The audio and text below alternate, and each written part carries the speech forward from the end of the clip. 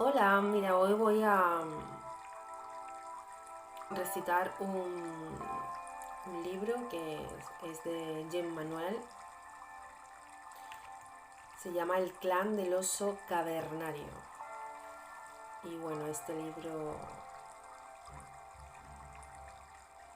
a ver,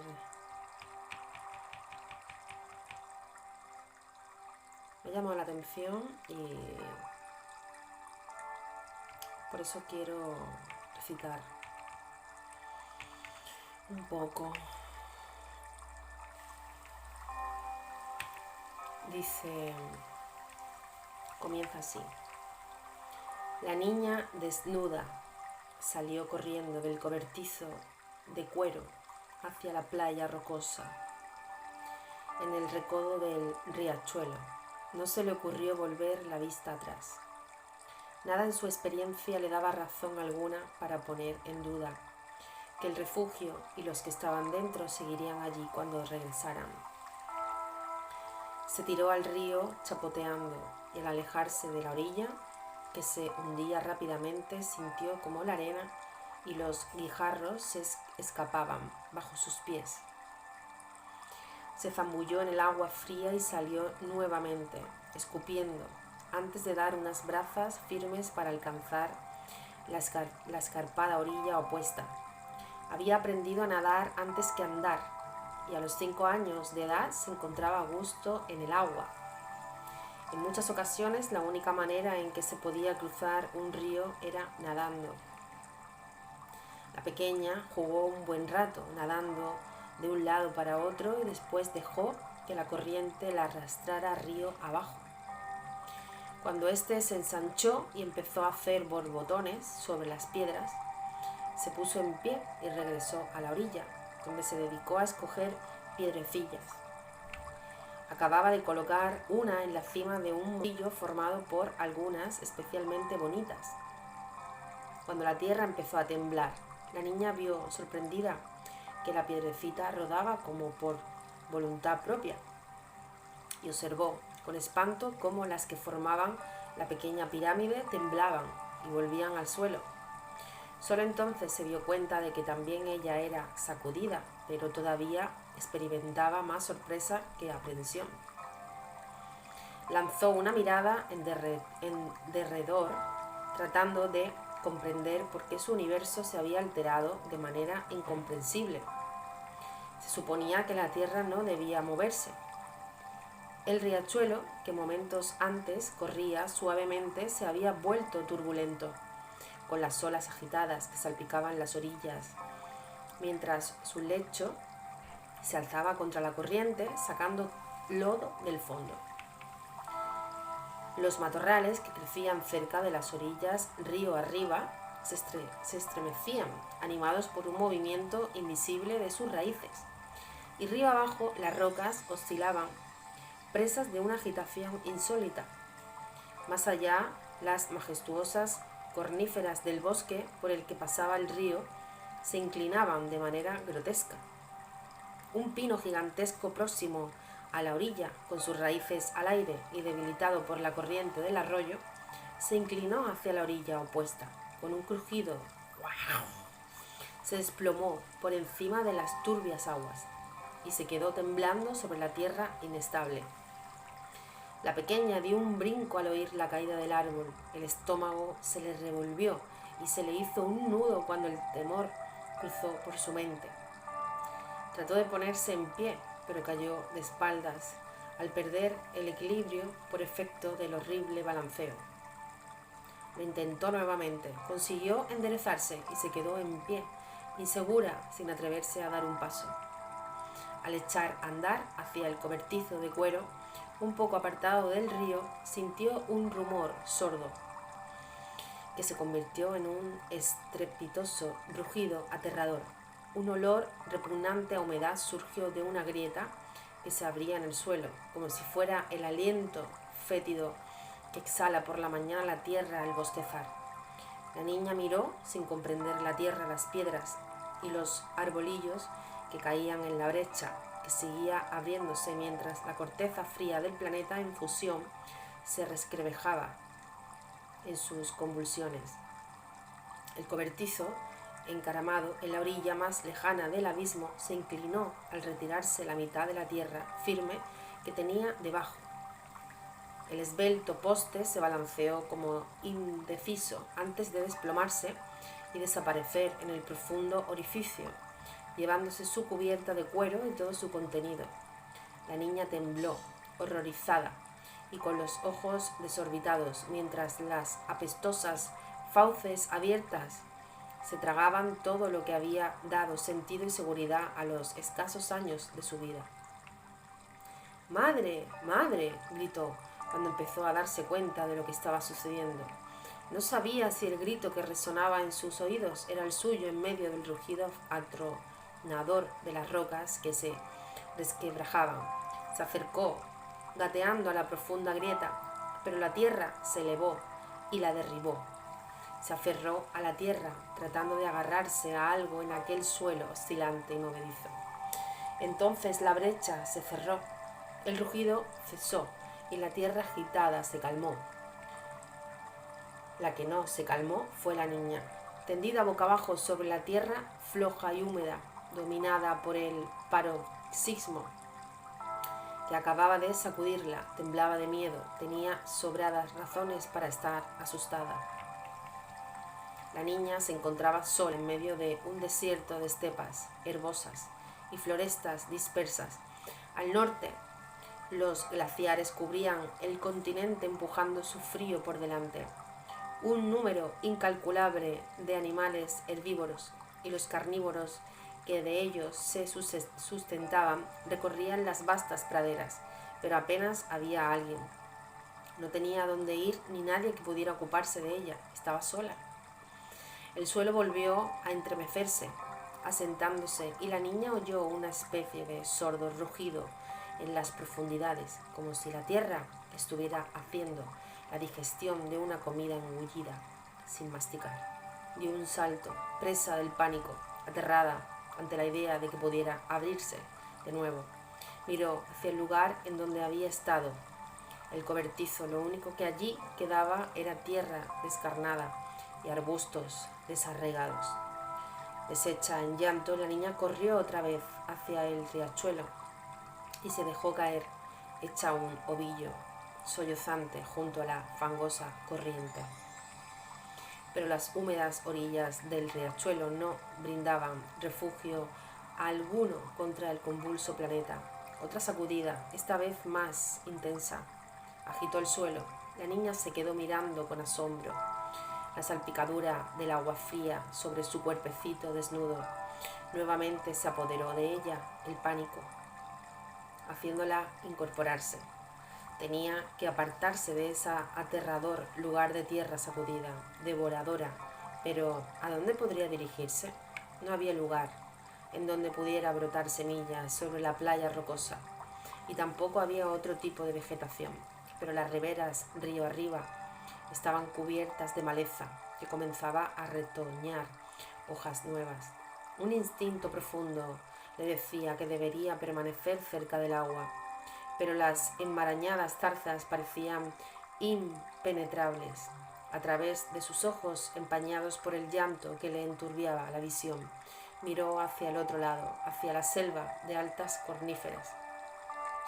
Delgados haces de rayos de sol se filtraban por entre las ramas tupidas de densos árboles perennes que se apretujaban cerca del río. La selva umbrosa carecía casi por completo de maleza, pero muchos de aquellos árboles no se erguían ya. Unos cuantos habían caído sobre la tierra, otros más se inclinaban en ángulos estrambóticos, sostenidos por vecinos que todavía estaban firmemente anclados. Más allá del revoltijo de árboles, la selva boreal era oscura y no resultaba más atractiva que la maleza río arriba. No sabía hacia dónde ir, miró primero a un lado y después a otro, indecisa. Un temblor bajo sus pies mientras miraba río abajo la puso en movimiento, dirigiendo una última mirada anhelante hacia el paisaje vacío, con la esperanza infantil de que el cobertizo siguiera allí. Echó a correr hacia los bosques.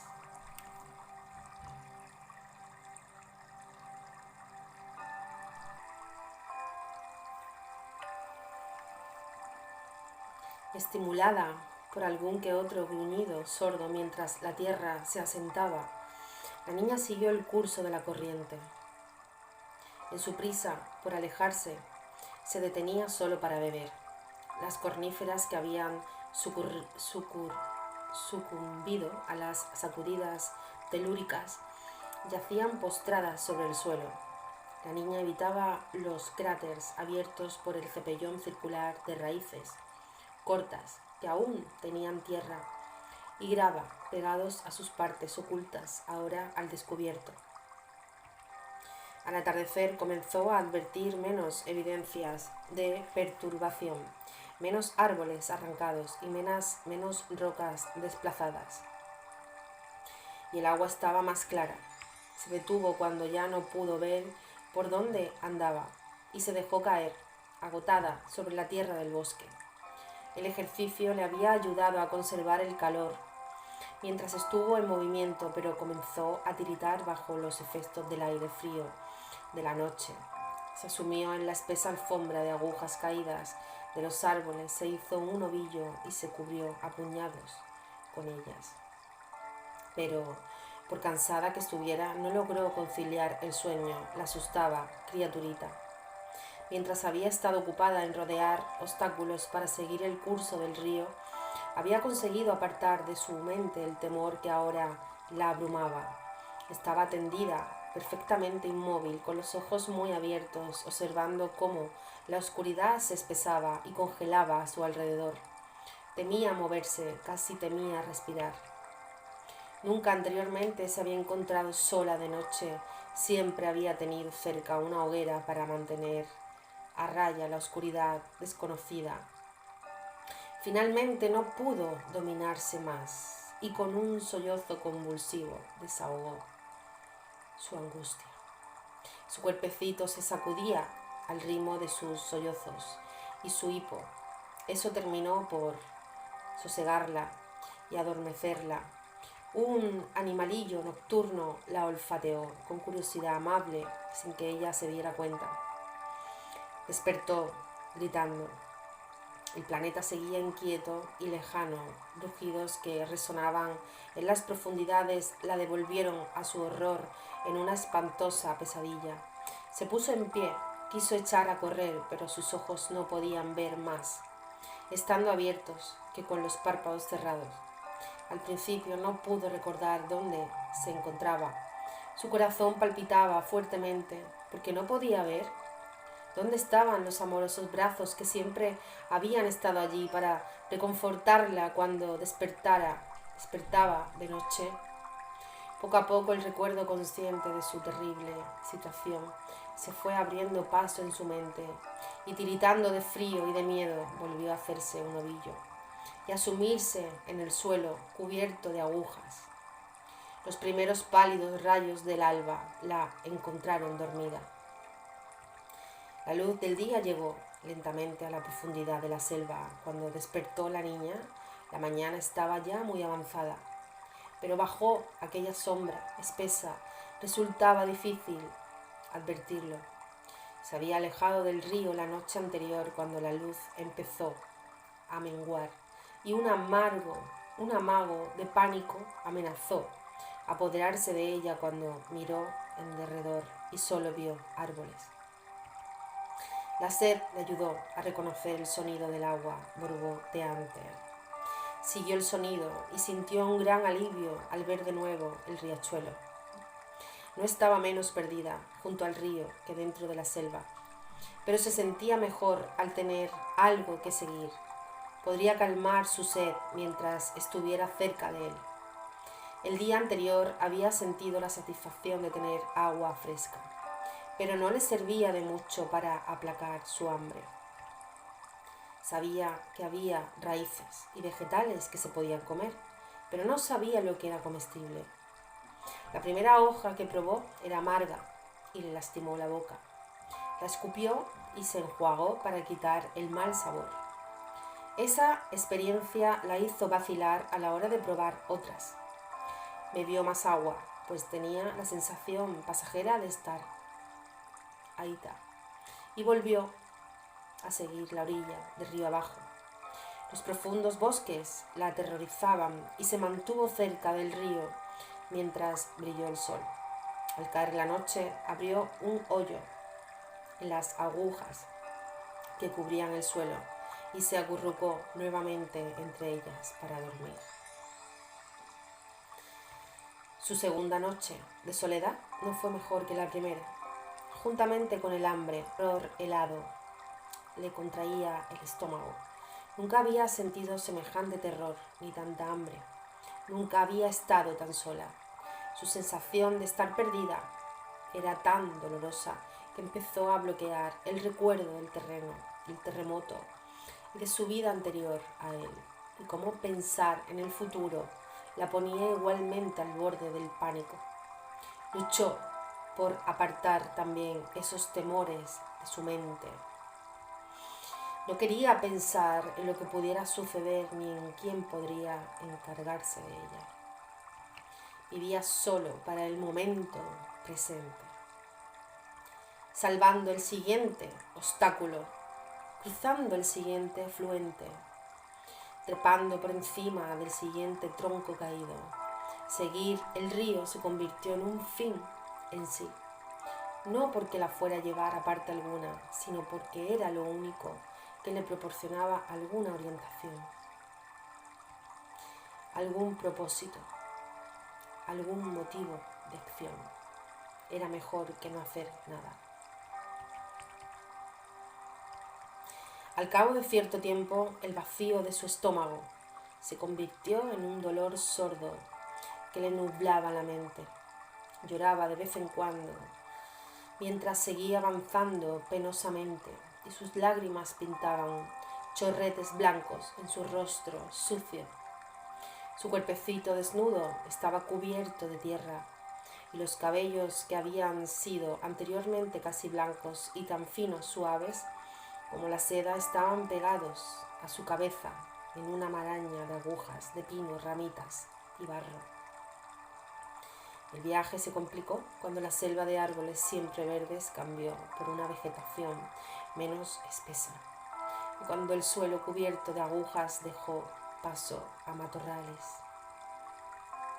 hierbas y pastos que cubren generalmente el suelo debajo de árboles de hojas más pequeñas.